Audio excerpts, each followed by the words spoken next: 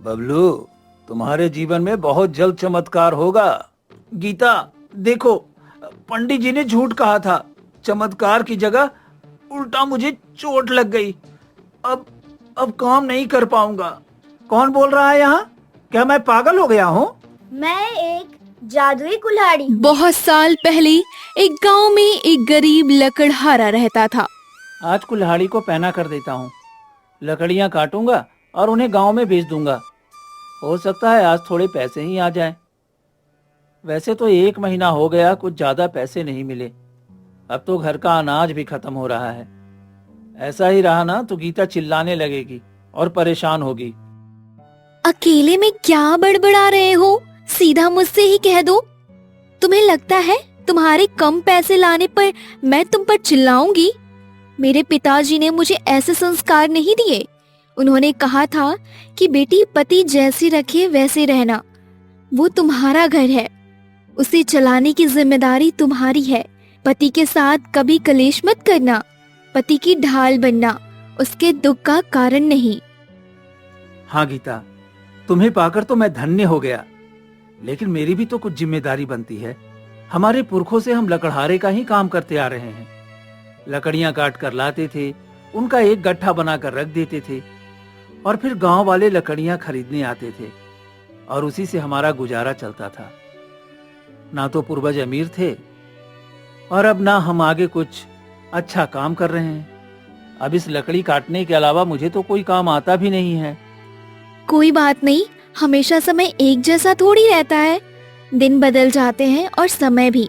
देखना, मेरा दिल कहता है एक दिन हमारा समय भी बदल जाएगा। सब कुछ अच्छा होगा। हमारे घर में भर भर के अनाज होगा और हमारी जेब में पैसा तुम देख लेना। तुम अच्छे दिल के आदमी हो, भगवान तुम्हारी जरूर सुनेगा। तुमने आज तक कोई चोरी चकारी नहीं की, किसी को लूटा नहीं, मेहनत के पैसों का खाया है। जितने मिले तुम उसी में खुश रहो, तो तुम्हें तुम्हारी अच्छाई का फल तो भगवान जरूर देंगे ना। हाँ गीता, मैं भी रोज राम जी से यही प्रार्थना करता हूँ कि बस थोड़ी सी कृपा हम पर भी कर दें और हमें भी इस लायक बना दें कि अगर हमें बहुत सारे दिन तक काम ना मिले तो भी गुजारा करने के लिए सोचना ना पड़े। हमारे पास इतना पैसा और इतना अनाज तो जरूर हो। सब हो जाएगा जी, तुम फिक्र मत करो। अच्छा, मैं तुम्हें बताना भूल गई। आज मैंने पंडित जी को बुलाया है। तुम लकड़ियाँ काट कर जल्दी घर आना और फिर तुम्हारी कुंडली उन्हें दिखाकर मैं उनसे पूछूंगी कि तुम्हारे भाग्य में आखिरकार लिखा क्या है। लक्ष्मी आएगी या सब ऐसे ही चलता रहेगा? अरे गीता, इन पंडितों की बात में मत आना। ये तो कुछ भी बोलते हैं। तुम इन्हें थोड़ी सी दक्षिणा ज्यादा दे दो तो कहते हैं तुम्हारा तो वक्त बदलने वाला है, और अगर इनकी दक्षिणा में कमी रह जाए तो फिर कहते हैं अरे तुम्हारा समय तो बहुत खराब आने वाला है। अरे ये सब पैसे का खेल है। भला भगवान के अलावा कोई किसी का भविष्य कैसे जान सकता है? अरे नहीं नहीं, ये कोई वैसे पंडित नहीं है।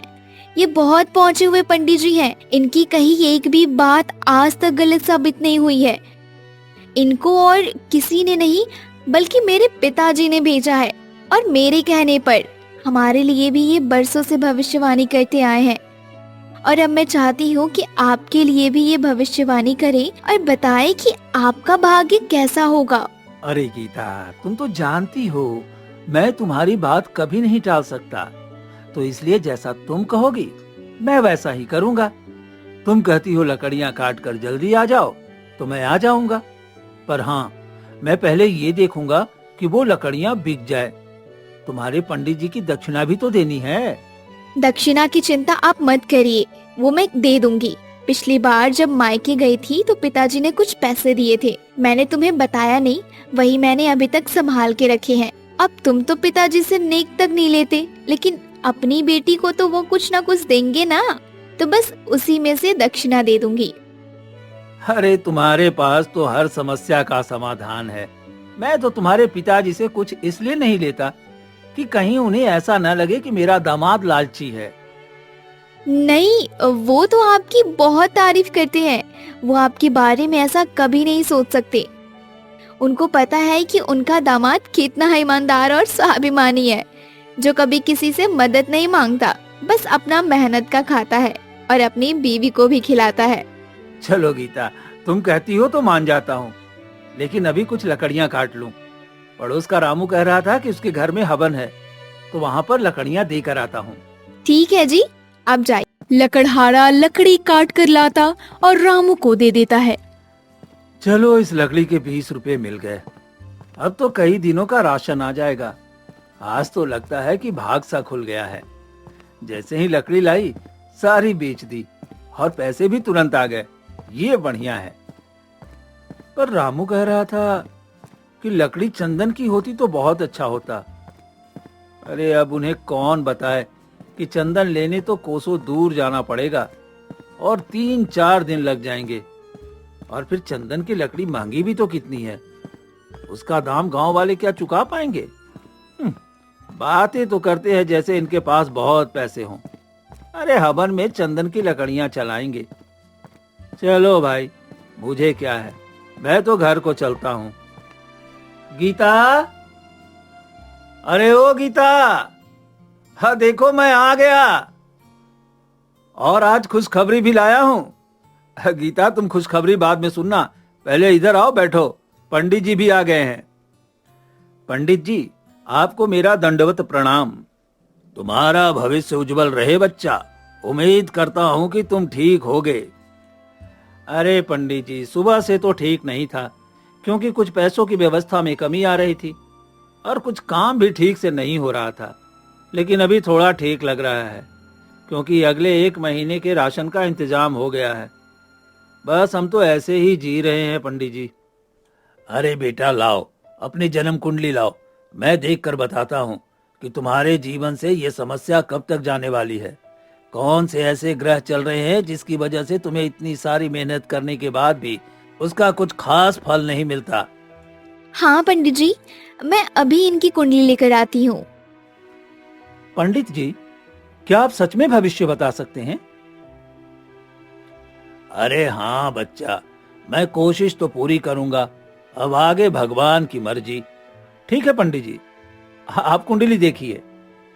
अरे बच्चा, तुम्हारी कुंडली में तो बहुत अच्छा योग बन रहा है।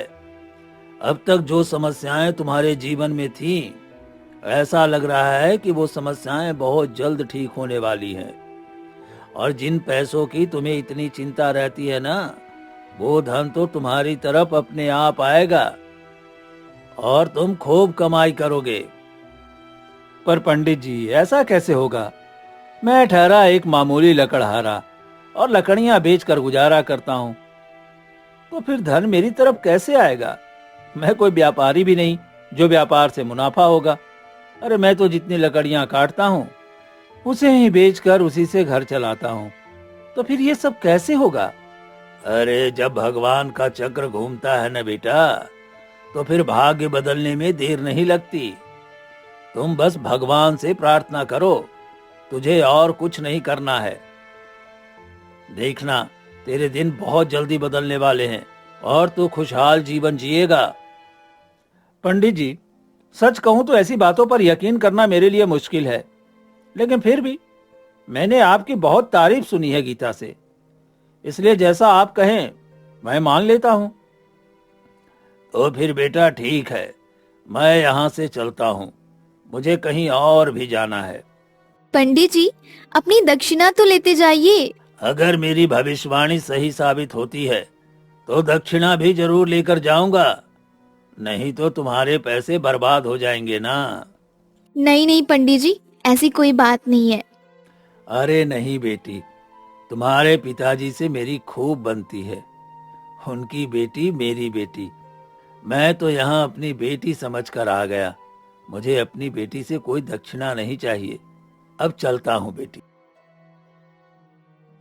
अरे गीता, ये पंडित जी तो बड़े ईमानदार निकले, ये बाकी पंडितों जैसे नहीं हैं। मैंने आपसे कहा था ना, ये पंडित जी किसी को नहीं लूटते हैं, इसलिए तो हमारे घर में उनकी बहुत मान्यता है और पिताजी इन्हें बहुत मानते हैं। चलो अच्छी बात है। अब देखते हैं कि पंडित जी की हुई भविष्यवाणी सही होती है या फिर नहीं। मुझे तो लगता है कि भविष्यवाणी सही ही होने वाली है। मुझे तो अंदर से ऐसा लग रहा है। मेरा दिल कहता है कि पंडित जी सच कहकर ही गए हैं और अब हमारे दिन बदलने वाले हैं। मैं तो इसीलिए अपनी जिंदगी में एक बच्चा भी नहीं लाया, क्योंकि मुझे ऐसा लगता था कि मैं अपनी पत्नी का पेट भी नहीं पाल पाऊंगा, तो फिर उस नन्ही सी जान को कैसे रखूंगा। अगर पंडित जी की भविष्यवाणी सच होती है तो मैं किसी अनाथ बच्चे को गोद ले लूंगा और बहुत अच्छे से उसका लालन पालन करूंगा। अरे आप तो बहुत सोचते हैं और सोच सोच कर खुद ही दुखी होते रहते हैं। सब कुछ अच्छा हो जाएगा, देखना। पंडित जी ने जो कहा है सच ही होगा। मैं आज ही पिताजी को तार भेजती हूँ और उन्हें इस भविष्यवाणी के बारे में बताती हूँ। अरे गीता, ढिंढोरा पीटने की क्या जरूरत है? पहले भविष्यवाणी को सच तो होने दो, उसके बाद बताती ही रहना। अभी से बता दोगी तो आगे चलकर कुछ हुआ कि नहीं हुआ, तुम्हारे पिताजी भी मेरा मजाक ही बनाएंगे। एक तो तुम्हारी इन्हीं बातों से मैं परेशान हूँ। तुम कुछ ज्यादा ही सोचते हो। मेरे पिताजी तुम्हारा मजाक कभी नहीं बनाएंगे। हाँ हाँ ठीक है, लेकिन तुम मत ही बताओ तो अच्छा है। पहले सब हो जाने दो। वैसे भी मेरे पिताजी कहा करते थे कि अच्छी चीजों का ढिंढोरा पहले नहीं पीटना चाहिए। जब वो अच्छी चीज हो जाए उसके बाद ही सबको बताना चाहिए। ठीक है, जैसे तुम ठीक समझो। चलो अब थोड़ा आराम कर लो। और हाँ, तुम मुझे कुछ खुशखबरी भी सुनाने वाले थे ना? अरे हाँ देखो ना, भविष्यवाणी के बारे में सुनने के बाद तो मैं भूल ही गया था। ये देखो 20 रुपये, लकड़ियों का कितना अच्छा दाम मिला है आज। मैंने कहा था ना रामू के घर में हवन है, तो मैं उसके यहाँ लकड़ियां छोड़ कर आया था। हवन के साथ साथ उसने जलाने के लिए भी कुछ लकड़ियां खरीद ली और उन सारी लकड़ियों के मुझे 20 रुपए दिए हैं। तभी तो मैं कह रहा था कि अब महीने भर का राशन आ जाएगा। तो अच्छा, ये खुशखबरी थी, ये बताने वाले थे। ये तो बहुत अच्छी बात है। ऐसी लकड़ियां बिकती रही तो हमारा गुजारा होता रहेगा। अब तुम देखो, पंडित जी के आने से पहले ही तुम्हारे पास पैसे आ गए। भविष्यवाणी तो फिर भी तुमने बाद में सुनी है। अच्छा वक्त तो पहले ही शुरू हो गया था। तुम सही कहती हो, अच्छा वक्त तो पहले ही शुरू हो गया था। वैसे क्या लगता है, ये चमत्कार क्या होगा? अब भगवान जाने गीता, वो तो चमत्कार होने के बाद ही पता चलेगा। खैर, सुबह फिर से लकड़ियां काटने जाना है। और हाँ, कल थोड़ा दूर जंगल में जाऊंगा। थोड़ा सा घना जंगल हो तो जल्दी जल्दी लकड़ियां काट के फिर बेच डालूंगा। हाँ चलो, तुम आराम करो, मैं भी अब आराम करती हूँ। सारा दिन काम करके मैं भी थक गई हूँ। अगले दिन फिर लकड़हारा लकड़ियाँ काटने के लिए एक घने जंगल में जाता है। अरे, ये तो काफी घना जंगल है। अब एक काम करता हूँ, रोज यहीं लकड़ियां काटने आता हूँ। यहाँ से काम भी जल्दी हो जाएगा और फिर लकड़ियां बेचकर मैं जल्दी घर भी पहुंचूंगा। नहीं तो सारा दिन इसी में लगा रहता हूँ और मुझे बिल्कुल भी आराम नहीं मिलता। ये घना जंगल मेरा समय बचा देगा। चलो, अब काफी सारी लकड़ियां हो गईं, तो फिर मैं इसे बेचने के लिए चलता हूँ। इन्हें अच्छे से बांध देता हूँ। लेकिन आज ऐसा लगता है कि मैंने लकड़ियां ज्यादा ही काट ली हैं और ये गट्ठा तो ज्यादा भारी हो गया है। चलो देखते हैं, इसको लेकर मैं चल भी पाऊंगा या नहीं। लकड़हारा लकड़ियाँ उठाते ही गिर जाता है। हे राम, हे राम, अरे बाप रे, बहुत दर्द हो रहा है। अरे बाप रे, मुझे तो बहुत चोट आ गई है। अरे ये तो खून भी निकल रहा है। अब मैं घर तक कैसे पहुंचूंगा और ये लकड़ियां वहां तक कैसे लेकर जाऊंगा? अरे अब सब कैसे होगा? सोचा था लकड़ियां जल्दी काट ली है तो घर जल्दी पहुंच जाऊंगा, लेकिन यहां तो सब उल्टा हो गया। अब जैसे तैसे घर तो पहुंचना ही पड़ेगा। ये लकड़ियां भी ले जानी पड़ेंगी। कोई बात नहीं, राम का नाम लेकर ये गट्ठा उठा लेता हूं। चलो भाई, चलते हैं। जमीन पर काफी खून बह गया है मेरा। अरे अरे बबलू भाई, क्या हो गया? अरे तुम्हें तो चोट लगी है, लंगड़ा रहे हो और ऊपर से इतनी सारी लकड़ियां उठाई हैं। अरे ऐसा भी क्या हो गया भाई कि लगने के बाद भी तुम लकड़ियों को ढो रहे हो? अरे भाई क्या बताऊं, घने जंगल में लकड़ियां काटने गया था। सोचा था काम जल्दी होगा तो घर जल्दी आऊंगा, और कमाई भी होगी। लेकिन सब उल्टा हो गया। लकड़ियां उठाते उठाते मैं खुद ही गिर गया और ये चोट मुझे आ गई। इतनी सारी लकड़ियां वहां छोड़ नहीं सकता था और मेरे लिए इन्हें लाने वाला भी कोई नहीं था। गीता तो इतनी लकड़ियां ला भी नहीं पाती, तो इसीलिए मैं खुद ही इसे उठा लाया। अब दर्द तो बहुत है, लेकिन फिर भी घर तक तो पहुंचना ही था ना। अरे चलो, मैं तुम्हारी मदद कर देता हूँ। लकड़ियां मैं घर तक पहुंचा देता हूँ। अरे नहीं भाई, ये बहुत भारी है और तुम ऐसे ही कमजोर हो, नहीं ले पाओगे। बस तुम ऐसे ही मेरे साथ चलो। ठीक है, जैसा तुम समझो। लेकिन ये सब कुछ कैसे हुआ जी? आपको इतनी चोट कैसे आई? अरे भाभी, ये तो गिर गया था। रामू भैया, आप भी उनके साथ थे क्या? अरे नहीं नहीं, रामू भाई तो मुझे रास्ते में मिला। ये तो मेरी मदद करने के लिए भी कह रहा था, लेकिन मैंने ही मना कर दिया। तो आपको इतना भारी गड्ढा लेकर आने की क्या जरूरत थी? अब जब इतनी मेहनत की थी तो इसे वहां पर छोड़ नहीं सकता था ना। और फिर मेरे लिए कौन इसको लेकर आता? बस इसीलिए मैं लेकर आया हूँ। देखो, अब तुम मेरे जख्मों पर औषधि लगा दो और ज्यादा सवाल मत पूछो।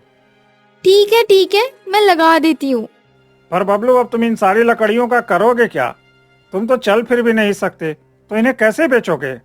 अब पता नहीं रामू भाई बेचूंगा कैसे, लेकिन कुछ तो करना पड़ेगा भाई। नहीं, तुम कहीं नहीं जाओगे। अब तुम घर पर ही आराम करोगे। लकड़ियाँ का जो होना होगा वो होता रहेगा। अरे नहीं, लकड़ियों का इंतजाम तो मैं कर दूंगा। मेरे पड़ोस में किसी को चाहिए, लेकिन एक बात बता दूं, इन सारी लकड़ियों के सिर्फ 10 मिलेंगे। भाई, इतनी सारी लकड़ियों के सिर्फ 10? देख बबलू भाई, अगर चाहिए तो बोल, मैं तुझे अभी दे देता हूँ और फिर अपने पड़ोसी से मैं ले लूंगा। अब ये लकड़ियां वैसे भी पड़ी पड़ी तो यहाँ खराब ही होंगी ना। अगर बारिश हो गई तो फिर भीग भी जाएगी। अब तो बता, तुझे बेचना है या फिर अपनी मेहनत को बेकार करना है? बोल। चलो ठीक है, तुम 10 ही दे दो, वो भी काफी है। ये लो तुम्हारे 10। और अब मैं चलता हूँ। मैं आदमी भेजूंगा, वो लकड़ियां उठाकर मुझ तक पहुंचा देगा। ठीक है? ठीक है रामू, तुम्हारा बहुत बहुत धन्यवाद। अरे ये बबलू तो एकदम बेवकूफ निकला। अरे इतनी सारी लकड़ियां 10 में बेच दी। इन लकड़ियों से मैं कम 60 रुपए कमाऊंगा। इन लकड़ियों को मैं खुद ही बेचूंगा अपने आसपास वालों को और सबसे पैसे वसूल करूंगा। यह तो मुनाफे का सौदा हो गया। 10 में लकड़ियों को खरीदा और 60 में बेच दूंगा। आपको नहीं लगता कि आपने कुछ ज्यादा ही सस्ती लकड़ियाँ बेच दी? अरे हाँ, मुझे पता है, लकड़ियों के 50 से 60 रुपए तो मिलते ही मिलते। लेकिन चलो, अब जितना आ गया उतना ही ठीक है। अब ना जाने मैं कब तक चल पाऊंगा।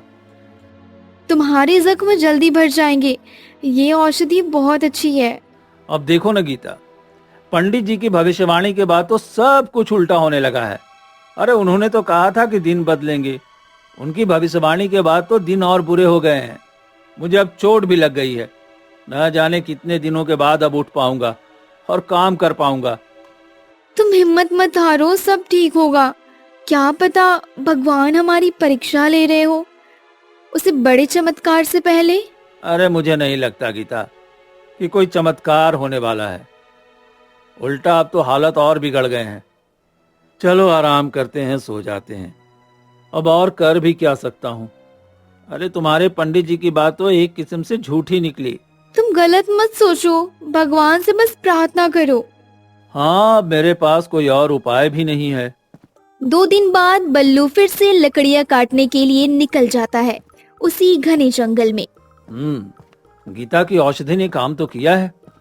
बहुत अच्छी औषधि लगाई है उसने मेरे जख्मों पर। अब तो जख्म भरने भी लगे हैं और अब दर्द भी थोड़ा कम है। चलो, अब मैं चल सकता हूँ। आज इस घने जंगल से और लकड़ियां लेकर आऊंगा और उन्हें जल्दी बेच दूंगा। हाँ, आज ध्यान रखूंगा कि लकड़ियों का गट्ठा भारी ना हो, ताकि मुझे फिर चोट न लगे। ओफो, काटते काटते फिर से मैंने इतनी सारी लकड़ियां काट ली। चलो, आज तो कोशिश करूंगा कि उठा ही लूं। आज नहीं गिरूंगा और नीचे फिसलन सी है। चलो कोशिश करता हूँ। अरे राम, मैं तो फिर से गिर गया। हे राम, अरे मुझे फिर से चोट लग गई। ओहो, कितना खून बह रहा है। अरे अब कैसे उठूं? अरे कैसे घर तक जाऊं? ओहो, आ, आ, बबलू, आखिरकार तुमने मुझे मुक्ति दिला ही दी। ये आवाज कहाँ से आई? कौन बोल रहा है? कौन है? मैं एक जादुई कुल्हाड़ी हूँ।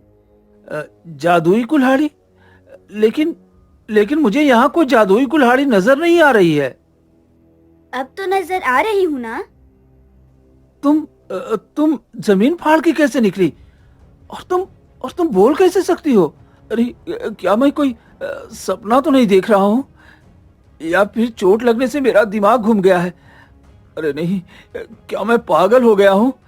ये कुल्हाड़ी मुझसे बात कर रही है और इतनी चमकदार है। ये सब क्या हो रहा है? तुम पागल नहीं हुए हो। मैं सच में बात कर सकती हूँ, क्योंकि मैं एक जादुई कुल्हाड़ी हूँ। मुझे जादू से बनाया गया है। लेकिन जब मेरा मालिक जादूगर मरने वाला था, तो उसने मुझे जादू से इस जमीन के नीचे बहुत गहरा दफना दिया। मैंने उससे कहा कि उसने ऐसा क्यों किया, तो उसने मुझसे कहा कि मेरा कोई गलत फायदा न उठा सके, मुझसे कोई गलत काम न करा सके, इसीलिए वो मुझे दफना रहा है। फिर मैंने उससे कहा, लेकिन मैं कब तक ऐसे दफन रहूंगी? तो उस जादूगर ने कहा कि जब तक किसी ईमानदार इंसान का खून इस जमीन पर नहीं गिरेगा, तब तक तुम यहाँ से मुक्त नहीं होगी। और जिस दिन ऐसा हुआ, तो उस दिन से तुम उस इंसान की गुलाम होगी और तुम्हें उसी इंसान के साथ रहना होगा।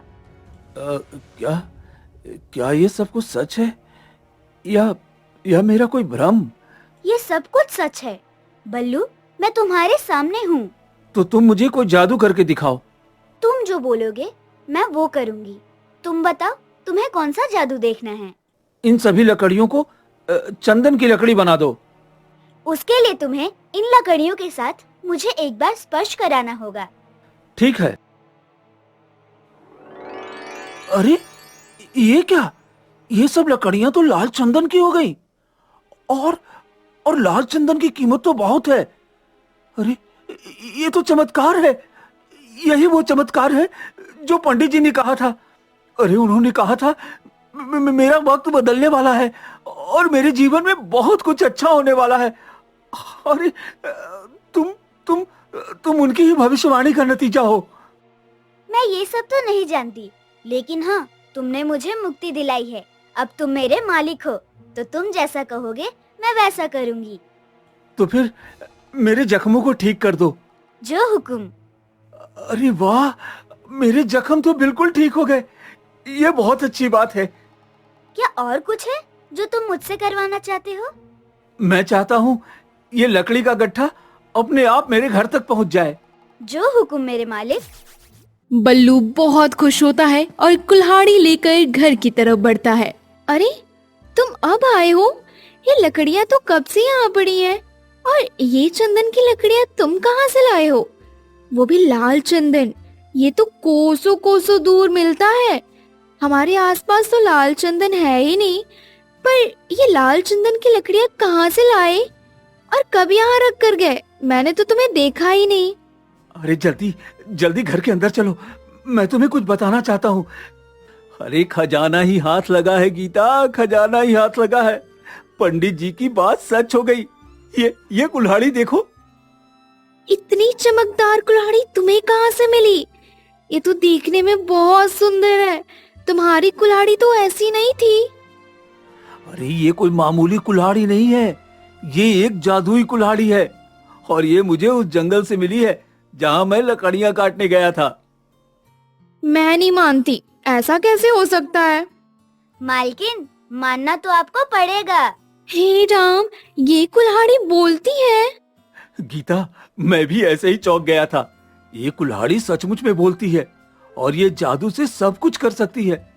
हमारा सारा काम कर सकती है और इसी कुल्हाड़ी ने जादू से उस साधारण लकड़ियों को चंदन की लकड़ियों में बदल दिया। और क्या तुम मुझे नहीं देख रही हो? मेरे सारे घाव भी भर चुके हैं। अरे हाँ, तुम तो बिल्कुल ठीक हो गए। सुबह तो ऐसा नहीं था। हाँ, जहाँ पर मेरा खून गिरा ये कुल्हाड़ी वहीं से निकली। ये कुल्हाड़ी सदियों से उस जमीन के नीचे दफन थी। उसने मुझे बताया कि इसके मालिक ने उसे दफना दिया था और कहा था जब कोई ईमानदार आदमी का खून इस धरती पर गिरेगा तब यहाँ से मुक्त होगी। तो अच्छा, इसका मतलब तुम्हें वहाँ पर चोट लगी और उसके बाद ये बाहर निकली क्योंकि तुम्हारा खून वहाँ गिरा। तुम एकदम ठीक समझी हो। अब तो मुझे बस जाकर लकड़ियों को बेचना है। बल्लू और गीता की सारी बातें रामू सुन लेता है। अरे बबलू के हाथ तो खजाना लग गया और वो अब तो बहुत पैसे वाला हो जाएगा। अरे मैं कैसे ऐसा होने दूंगा, मुझे कुछ ना कुछ करना होगा। उसकी वो कुल्हाड़ी चुरानी होगी। जैसे ही वो लकड़ियां बेचने निकलेगा वैसे ही मैं उसकी कुल्हाड़ी चुरा लूंगा। ठीक है गीता, मैं निकलता हूँ और लकड़ियाँ बेच कर आता हूँ। तुम कुल्हाड़ी का ध्यान रखना। ठीक है जी, आप जो बोलो। ठीक है, मैं चलता हूँ। ये तो चले ही गए, मुझे थोड़ा सा पड़ोस में काम है तो मैं वहाँ जाकर आती हूँ। अरे वो दोनों पति पत्नी तो एकदम नालायक ही हैं। अरे इतनी जादुई कुल्हाड़ी को अकेला छोड़कर घर से बाहर चले गए। चलो इसे चुरा लिया जाए। और कुल्हाड़ी इतनी चमकदार तो नहीं लगती। वे दोनों तो बातें कर रहे थे कि ये बोलती भी है और देखने में भी बहुत चमकदार है। ऐसा लग तो नहीं रहा है कहीं उन्होंने मुझे उनकी बातें सुनते देख तो नहीं लिया और मुझे बुद्धू बना रहे हो, पर ऐसा लगता नहीं है। लेकिन आज बबलू चंदन की लकड़ियां लाया है, ये सब जादू से ही हुआ होगा। चलो कुल्हाड़ी को लेकर चलता हूँ। अरे कुल्हाड़ी, अब से मैं तेरा मालिक हूँ तो मेरे साथ बात क्यों नहीं करती? मैंने सुना है कि तू बोलती भी है। मेरे घर में आकर तेरी बोलती बंद हो गई क्या? हाँ, अब क्यों नहीं बोल रही? बल्लू और गीता घर पहुँचते हैं। अरे गीता, कुल्हाड़ी कहाँ है? मैंने तो यहीं रखी थी। मैं थोड़ा पड़ोस में काम से गई थी। मुझे लगता है शायद उसके बाद कोई हमारे घर आया है और उसको ले गया। ओफो, तुमने लापरवाही कैसे कर दी गीता? अरे मैंने तुमसे कहा था ना कि उस कुल्हाड़ी का ध्यान रखना। अरे वो जादुई कुल्हाड़ी है, किसी के हाथ नहीं लगनी चाहिए। अब देखो, हमारी चमकती किस्मत में एक बार फिर से ग्रहण लग गया। मुझे माफ कर दो, मेरी गलती है, मुझे ध्यान रखना चाहिए था। अरे अब माफी मांगने से क्या होगा गीता? मैंने तुम्हें पहले ही आगाह किया था। अब देखो ना, सब हमारे हाथ में आया और फिर से चला गया। चलो, रात हो चुकी है, आराम करते हैं। अब कर ही क्या सकते हैं। फिर से वैसे ही दिन आ गए। मैं तो खुशखबरी भी लेकर आया था। मैं लकड़ियां बेच रहा था और आज मुझे राजमंत्री जी मिले थे। मंत्री जी ने मुझसे कहा है कि कल वो मेरे घर चंदन की लकड़ियां लेने आएंगे। मैंने सोचा था मैं बहुत सारी लकड़ियां जमा करके रखूंगा। राजा जी को चंदन की लकड़ियां ही चाहिए, आग जलाने के लिए भी। अब कहां से लाऊंगा? सब मेरी गलती से हो गया। सुबह होती है। अरे वो कुल्हाड़ी कहाँ गई? मैं तो उसे अपने साथ ही लेकर सोया था। उस जादुई कुल्हाड़ी को मैंने एक पल अपने से दूर नहीं किया, लेकिन मेरी आंखें लगी और वो कुल्हाड़ी गायब हो गई। गीता, अरे गीता उठो। अरे देखो, जादुई कुल्हाड़ी वापस आ गई। अरे हाँ, मैंने कल इसे यही तो रखा था, लेकिन ये गायब कैसे हो गई थी? आपका पड़ोसी रामू मुझे लेकर गया था। वो नहीं चाहता था कि आप लोग मेरी मदद से धन कमाओ, इसलिए उसने मुझे चुरा लिया था। लेकिन कोई भी अगर मुझे चुराए तो मैं फिर भी अपने मालिक के पास लौट आती हूँ। मेरे पिछले मालिक ने मुझे कुछ ऐसे ही तरीके से बनाया है। आपके खून के बदले में मुझे मेरी आजादी मिली है, तो मेरी वफादारी आपकी तरफ ही है। कोई चुरा कर मुझसे फायदा नहीं ले सकता, उसके लिए उसका ईमानदार होना जरूरी है। लेकिन आपका पड़ोसी तो दिल का बहुत काला है, उसके मन में खोट है, वो आपको आगे बढ़ते नहीं देख सकता। तो आज इस रामू की सच्चाई मेरे सामने आ ही गई। ये कितना कपटी आदमी है, कितना बुरा है। मुझे लगता था ये अच्छा आदमी है, मेरी लकड़ियों की कीमत भी मुझे देता था, लेकिन ये तो बहुत कपटी आदमी निकला। मुझे गांव से पता चला था किसने मेरी लाई लकड़ियां 10 रुपए में खरीदकर गांव में बहुत ज्यादा पैसे में बेच दी। मुझे लगा गांव वाले बस ऐसे ही बातें बना रहे हैं, लेकिन वो सब कुछ सच था। ये सच में ऐसा ही कर रहा था। वो रामू का बच्चा, मैं उसे भाई कहती थी, लेकिन ये इतना बुरा निकलेगा मुझे नहीं पता था। बबलू, अरे ओ बबलू, अरे कोई घर पर है क्या? देखो मैं अपने आदमियों के साथ आया हूँ। क्या तुम चंदन की लकड़ियां ले आए हो? अरे मंत्री जी, आपने क्यों तकलीफ की आने की? मैं खुद दरबार में आकर लकड़ियां छोड़ जाता। अरे नहीं नहीं, मैंने सोचा मैं अपने आदमी को लेकर आऊंगा और लकड़ियां लेकर जाऊंगा। महाराज पूछ रहे थे कि चंदन की लकड़ियां यहाँ तक पहुंचाना मुश्किल है, तुम इतनी दूर से ला रहे हो तो हम तुम्हें उसकी अच्छी कीमत देंगे। लेकिन मंत्री जी, अभी तो एकदम सुबह सुबह ही है, मैं तो घर से निकला ही नहीं था। आप एक काम करिए ना, आप जब तक महल पहुंचेंगे मैं पीछे से लकड़ियां लेकर आ जाऊंगा। चलो फिर ठीक है, मैं नगर का एक चक्कर काटता हूँ और फिर महल के लिए रवाना हो जाता हूँ। तुम लकड़ियां लेकर महल आओ, तुम्हें महाराज से भी मिलवा देंगे और तुम्हें अच्छी कीमत भी दिलवा देंगे। ठीक है जी मंत्री जी। बल्लू साधारण लकड़ियां काटता है और जादू से उन्हें चंदन की लकड़ियों में बदल देता है। चलो अब महल की तरफ चलते हैं। कुल्हाड़ी, इन लकड़ियों को थोड़ा हल्का करो ताकि मुझ पर ज्यादा भार न लगे। और हाँ, जब मैं इसे फेंकूं तो ये दोबारा वैसी ही हो जाए, भारी चंदन की लकड़ी जैसी, समझे? जो हुकुम मालिक। अरे बबलू, रखो रखो ये लकड़ियां। हाँ, इस तरफ रखो। ये देखो, महाराज भी बाहर की तरफ आ रहे हैं। देखिए महाराज, ये बबलू है जो हमारे लिए चंदन की लकड़ियां लाया है। आप इतने दिनों से कह रहे थे ना कि कोई चंदन की लकड़ियां लाने वाला नहीं है, तो ये हमारे लिए लेकर आया है। अब इसे इसकी कीमत दे दी जाए। हाँ हाँ मंत्री जी, बबलू को 10 सोने के सिक्के दे दो। पर महाराज, ये कीमत तो बहुत ज्यादा है। अरे बल्लू, मैंने आज तक किसी को ये कहते नहीं सुना। सब कोई अपने सामान की दुगनी कीमत ही चाहता है, लेकिन तुम कह रहे हो कि हम तुम्हें ज्यादा दे रहे हैं। हाँ महाराज, मुझे 10 सोने के सिक्के नहीं चाहिए, 5 काफी हैं। ये कीमत बहुत ज्यादा है, मेरी मेहनत से कहीं ज्यादा। तुम बहुत ईमानदार हो, इसलिए तुम जिंदगी में बहुत आगे जाओगे। ठीक है, जैसा तुम कहो, लेकिन आज से इतना समझ लो कि हमारे लिए चंदन की लकड़ियां तुम रोजाना लेकर आओगे और हमारे इस महल में रोज चंदन की लकड़ियां ही जलेंगी। जी महाराज, जैसा आप कहें। अरे चलो, ये तो बढ़िया हो गया। आज तो मेरी कमाई बहुत अच्छी हो गई, गीता बहुत खुश होगी। अरे अरे, ये कौन है? ये तो कुएं में गिरने ही वाला है। अरे, ये तो राजा जी का बेटा है। अरे बेटा, आगे मत जाना, तुम फिसल जाओगे। बल्लू राजा के बेटे को गिरने से बचाता है और वो राजा ये सब देख लेता है। बल्लू, तुमने बहुत बड़ा काम किया है, हमारे बेटे को कुएं में गिरने से बचाया है। अगर हमारा बच्चा कुएं में गिर जाता तो हम क्या करते? मुश्किल से इतने सालों के बाद हमारे घर में संतान पैदा हुई है। हमसे तुम कुछ भी मांगो, आज हम तुम्हें दे देंगे। नहीं महाराज, हमें कुछ नहीं चाहिए, मैं तो बस अपना फर्ज निभा रहा था। लेकिन फिर भी हमारे ऊपर तुम्हारा एहसान है। आज से तुम हमारे ही महल में रहोगे, हमारे सलाहकार बनकर। तुमसे ईमानदार इंसान मैंने नहीं देखा। मंत्री जी, आदर सहित जाइए और बबलू के घर से सारा सामान लेकर आइए और उनकी पत्नी को भी आदर सहित महल में लेकर आइए। जो आज्ञा महाराज।